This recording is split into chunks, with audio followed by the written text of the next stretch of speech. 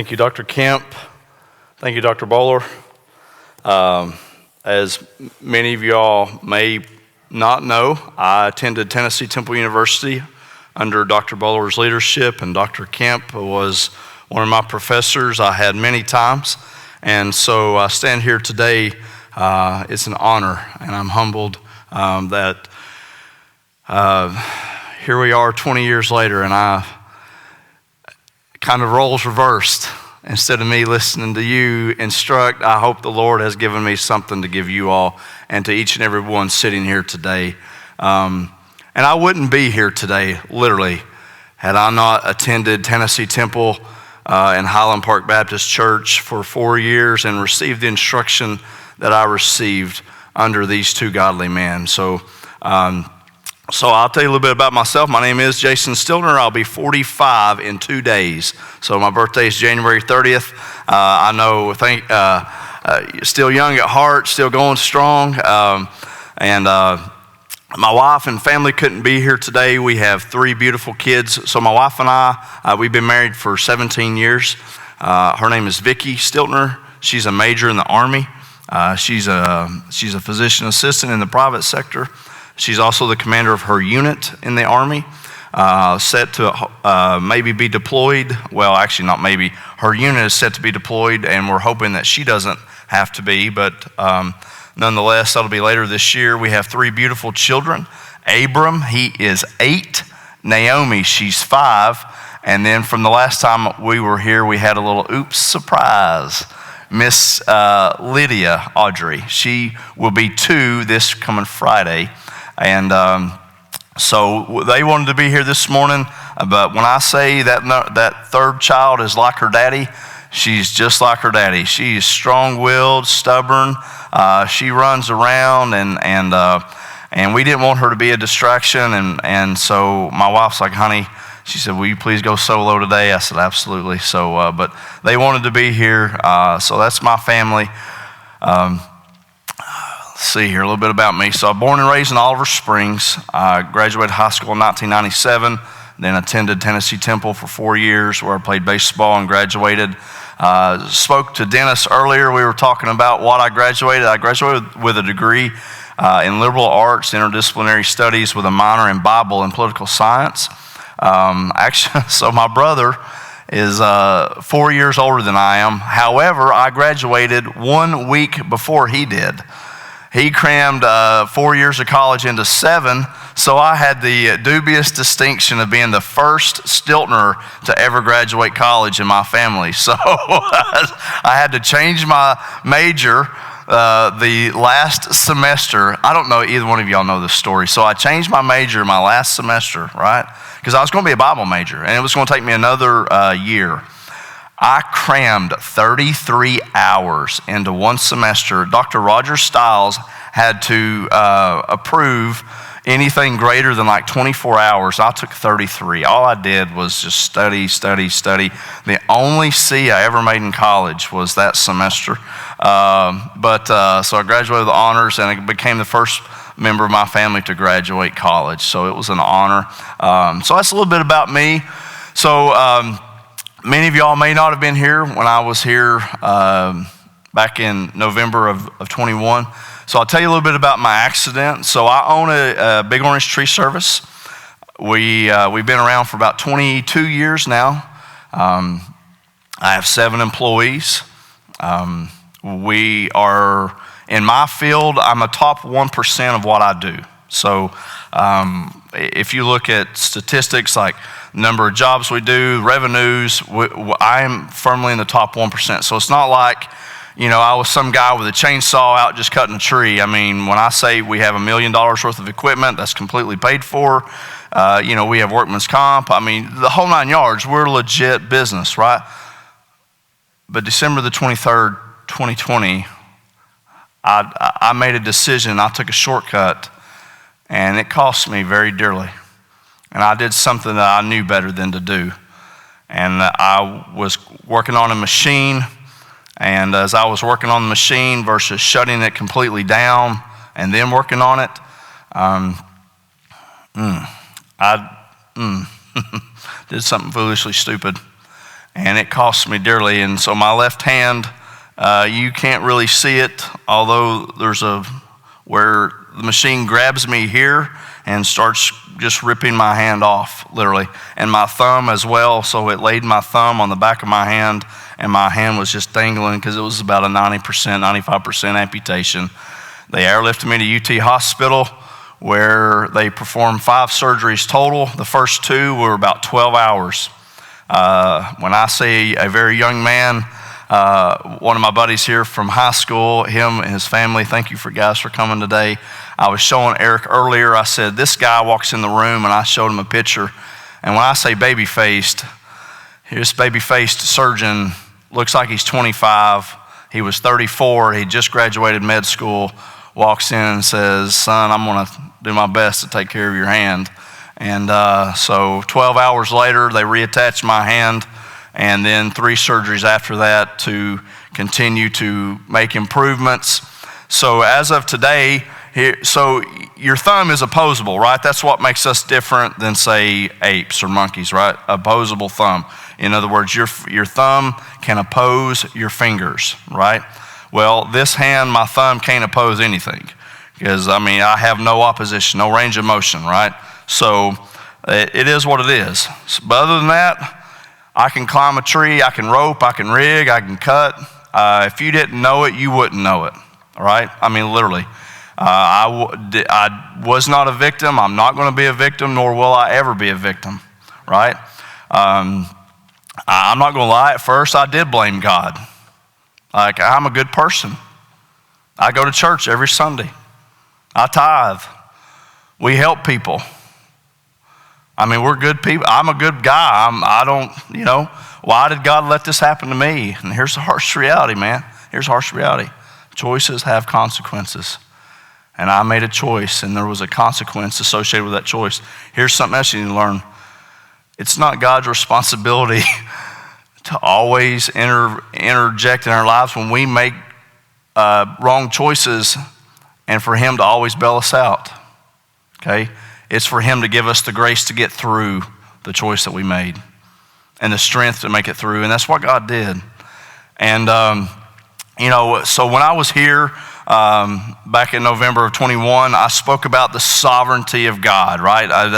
He is sovereign. That accident didn't take God by surprise. He knew it was going to happen, and he knew what was going to be required to get through that.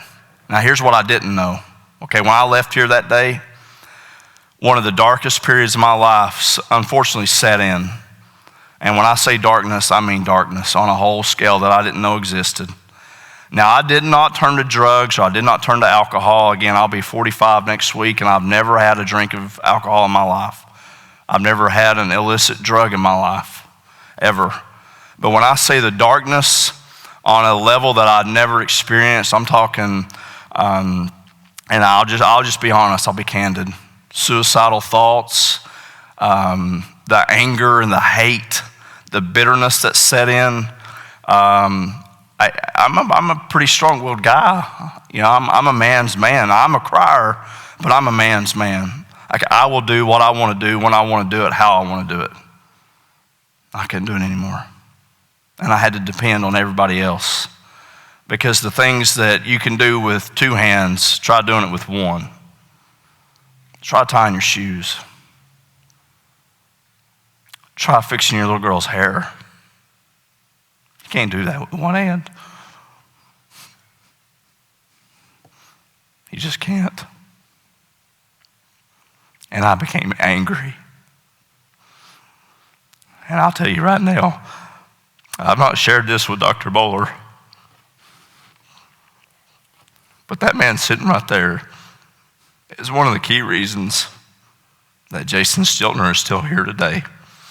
Because after I came here and spoke that Sunday, you gave me Dr. Bowler's number, and I would occasionally just reach out. And Dr. Bowler would occasionally just send me a word of encouragement on my darkest, hardest days, almost without fail. Thank you. Here's what I've learned. Life isn't meant to be done alone. It just isn't. There's always people that God will bring into your life that will help carry your burden. They'll help you through the darkest night. But here's the deal. You got to be willing to help. You got to be willing to serve. So November of 21, it was sovereignty, right? That God was sovereign. Today I want to talk about service, right? To serve others. Now, back in November of 22, I got elected as mayor of my hometown. I was born and raised in Oliver Springs. Only time I did not live in Oliver Springs was when I attended college. But whenever I graduated college, I went back home and I started a family. And so I love my small town. We have 3 red lights. We have about 3,300 people that live in our town. Small town. Maybe you've ever heard of Windrock Mountain. We're one of the we're one of the top 5 ATV, UTV destinations in America. Coal Creek owns like 75,000 acres, and they have trails on top of trails on top of trails. So if you ever want to come up and visit us, I'd love to have some. I've got a razor. We can go on my side by side. I can take you on a tour of the mountain, and you could spend a day. You could spend weeks on the trails. So that's kind of our little niche. That's what we do in Oliver Springs. We don't even have a McDonald's, right? So, I mean, we have a food city and some gas stations and used car lots. That's Oliver Springs in a nutshell. So, so here recently it's come to the forefront of leadership. In my town, again, we're a small town. We are grossly understaffed. We don't have a lot of money. But a recent event happened that I want to show you guys, something that happened.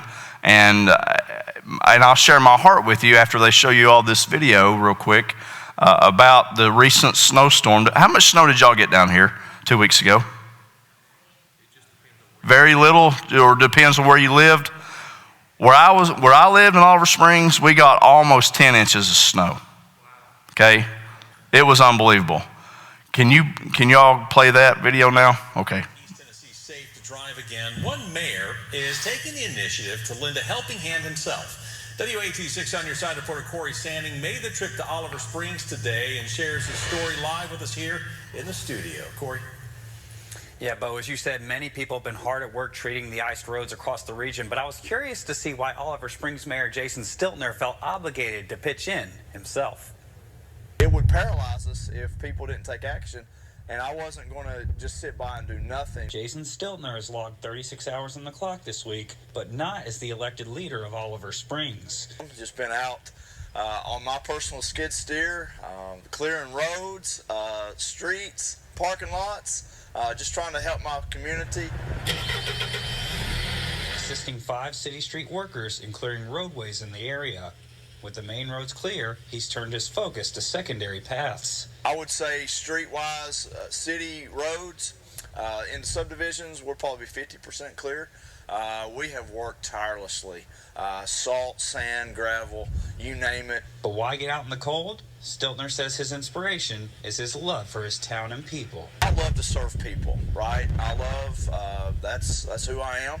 And it's been overwhelming to see the number of people that have stopped and gave me hot chocolate, brought me snacks, food, checked on me. You know, it's been overwhelming. Hoping to inspire other elected officials to do the same in the future. We are elected to serve people, right?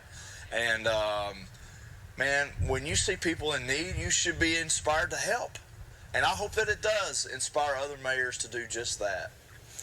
Now, Stiltner also told me how he ultimately wants to remember this week as one in which a small town overcame a tremendous amount of adversity. Bo? So that was the recent snow event we had, and so again, a little snapshot of Oliver Springs, right? 10 inches of snow. We have 4 city workers, street workers. We had 1 skid steer, 1 backhoe, and 1 salt truck. That's it, with a plow, right? And we have 139 streets in my town. We have 54 miles worth of road in my town, okay? And so I knew we were in trouble. Like literally, I knew we were in trouble. And so midday Monday, I just got on my skid steer and I started clearing roads. And started helping, I was texting the street department guys. We're in a group chat. And I was like, okay, boys, it's go time. We got to go. We can't sit back and let this snow get the best of us. And because leaders lead, right? Leaders lead. And when God puts something in your heart, then you know it's go time. And so they gave me, that was an open cab skid steer, by the way. In other words, there's no heat, there's no cab, there's no radio, there's no really nice seat. I mean, when I say, do y'all know how cold it was last week? It was cold, okay? I mean, stupid cold. And then I have a hand that doesn't really work right. And when it gets cold, it's miserable, like miserable. But you know what? Listen, I put my hand to the plow. I just didn't look back. I'm just that stupid and stubborn. So, but no, really. So of the 139 roads, I helped clear 51 of them. And it was a labor of love, and I love to serve. And I believe that when God made Jason Stiltner and when God made you, he called us to serve people. We never have to lose sight of the fact that God calls us to serve people, right? And so here are my thoughts that I really just wanted to share with you right now, okay? So, and I'll try to be as brief as possible. So the world has a concept of leadership, and the Bible has a concept of leadership, right? So the worldly concept of leadership, it's constantly changing. Like you could go and Google leadership today, and it would give you a list of books, and in a year you could go back, and it's going to be a completely different set of books, completely different mindset. The thought is completely different. But then there is biblical leadership, which I think Jesus was real clear on. It's servant leadership, right? Mark chapter 9, verse 35, if any man desire to be first, the same shall be last of all, and a servant of all. Mark 10:45, even the Son of Man came not to be ministered unto, but to minister and to give his life a ransom for many. Jesus came to serve. Servant leadership, right? Vastly different. The world's the worldly model is always changing. The biblical model is unchanging.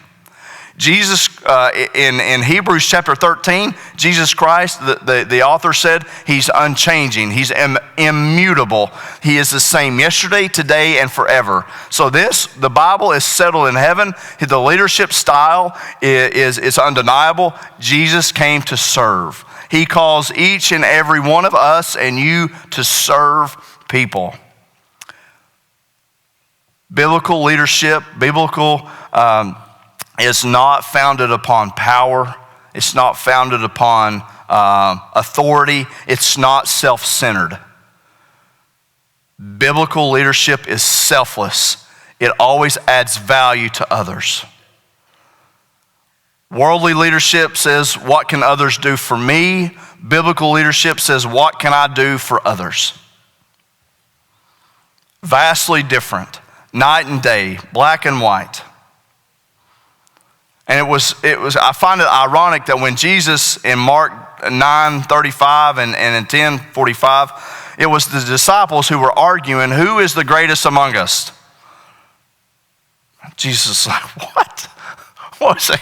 You all are arguing about the greatest? How about, why don't you become the least? If you can't wash feet, you can't serve. Man, you're talking about spitting in the face of what was being taught. Man, that's who Jesus is. I mean, it's a paradigm shift in thinking. He turned the world upside down.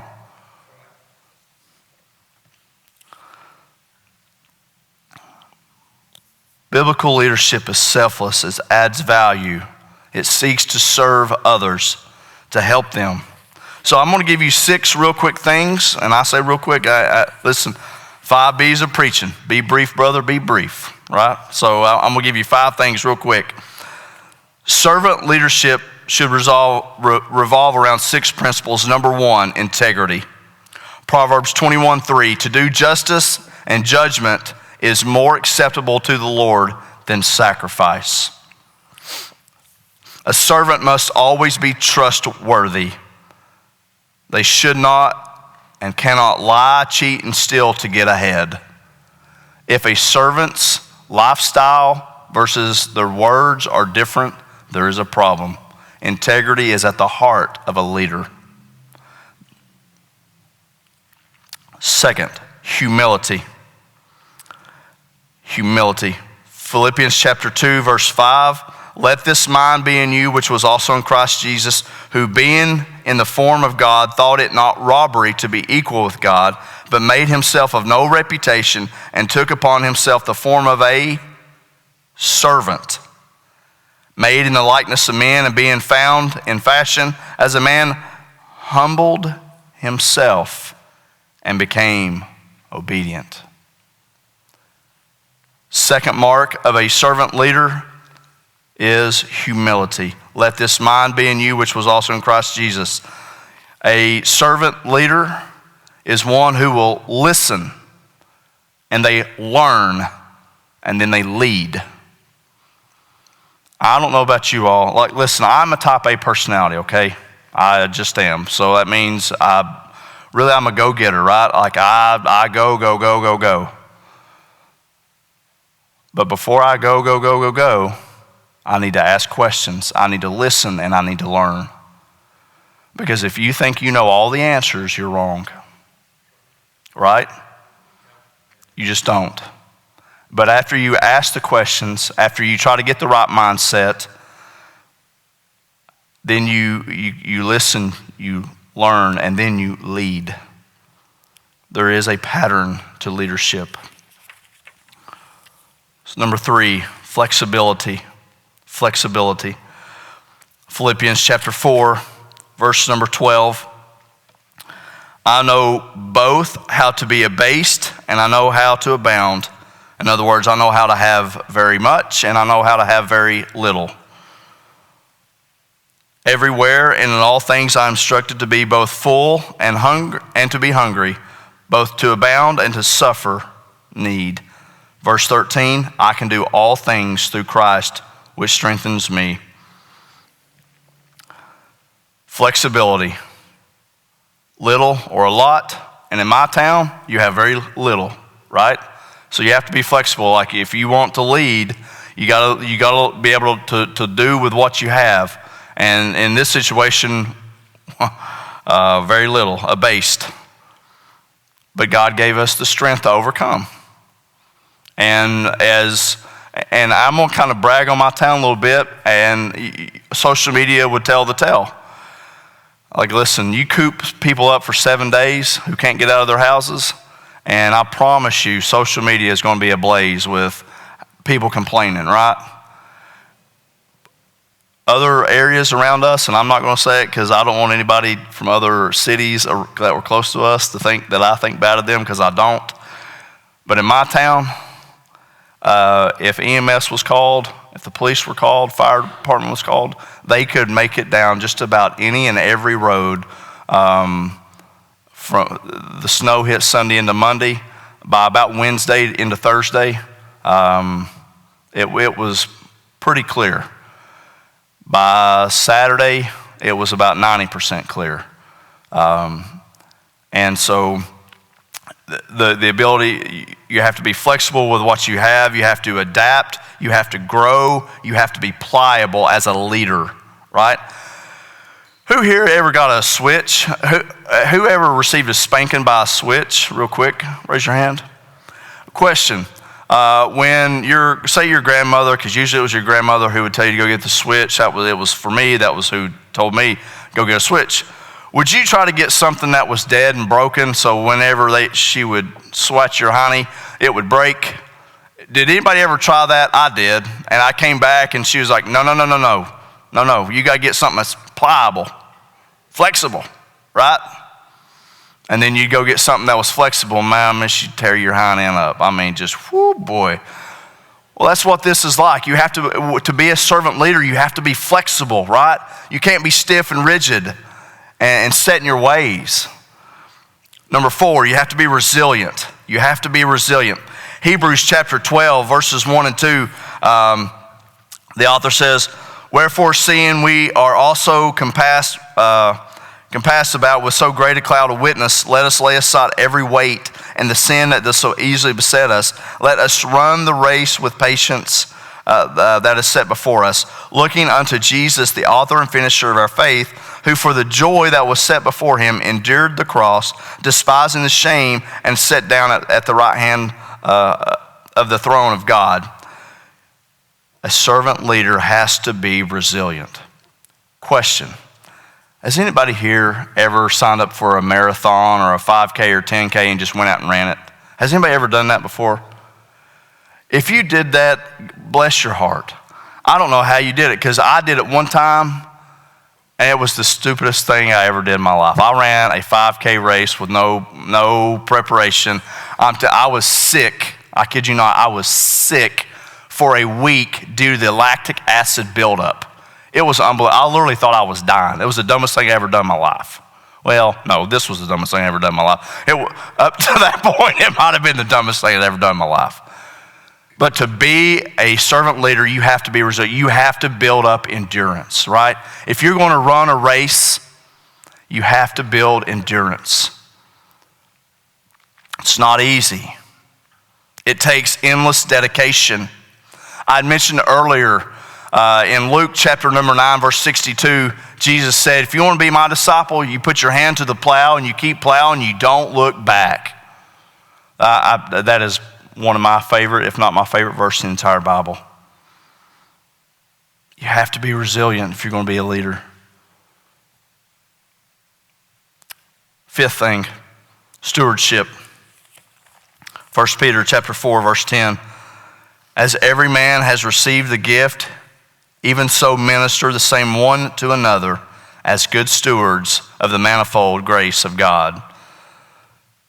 A servant leader has to be a good steward with money, with time, and with talents. What God has given you, you've got to give other people. You've got to give other people. Life is not all about you. It's about helping those around you. What if Dr. Bowler had said to me, Jason, I ain't got time for you, buddy. I'm going to tell you right now, the harsh reality is I probably wouldn't be here today. You could be that gap that spans someone's great gulf. You could be that person. But you have to look around and you have to see the need. And I promise you the need is there. Do you know what America's #1 missionary field is right now? I didn't know that. Do you remember Dean Chambers? Either one of you remember Dean Chambers? He's my age. He's a pastor over in North Carolina now. Me and Dean, we chat often.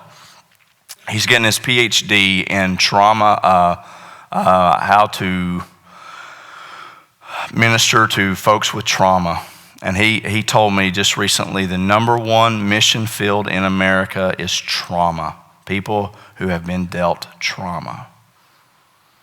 So let's think of this, okay? Trauma takes on many different forms. This is trauma. That was bad. Car accidents, right? Trauma. Sexually abused. Trauma. You grow up without a mom or dad. Trauma. Physically abused. Trauma. Someone suddenly dies. Trauma. What's the name of the children's hospital down here? Erlanger Children's? Is that it? I'm not 100% sure. I can't remember. How many kids are in Erlanger Children's Hospital right now with traumatic injuries or with cancer? That's trauma, right? How many of your neighbors have had a child pass away suddenly without notice. That's trauma. Man, people are hurting all around you. They just are. And we are called to serve. We are to be good stewards of not only our money, our time, and our talents, what God has given you. And the last thing about a servant leader is this, is one who must be empathetic. Romans chapter 12, verse 15, rejoice with them that rejoice and weep with them that weep. Empathy requires us to sit and to listen. It requires us to learn to carry someone else's burden.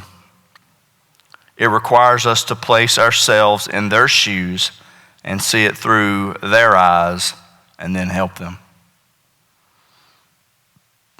You know what the beauty is about servant leadership?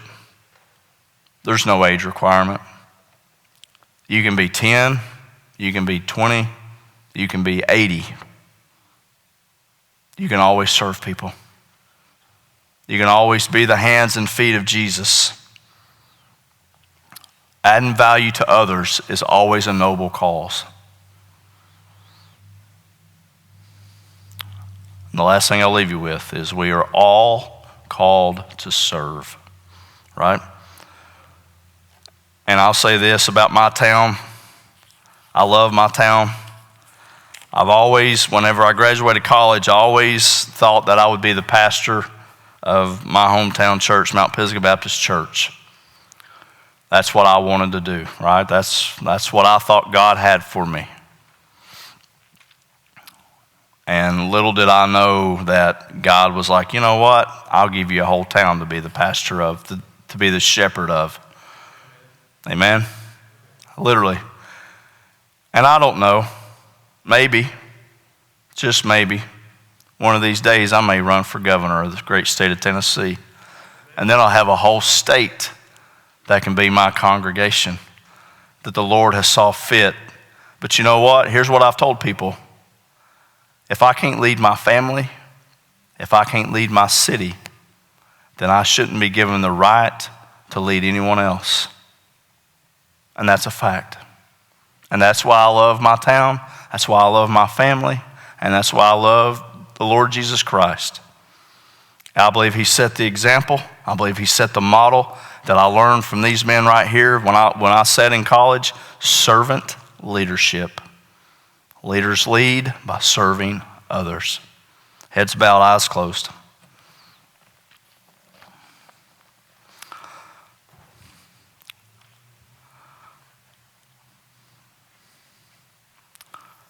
I just want to say thank you for giving me the opportunity to come here today. And I just want to challenge you all, as your heads are bowed, your eyes are closed, to think of ways to serve. What are things that you could do individually and corporately to help meet the needs of others?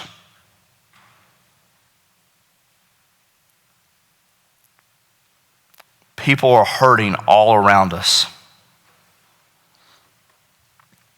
Whether it's the neighbor next door, neighbor across the street, neighbor down the road.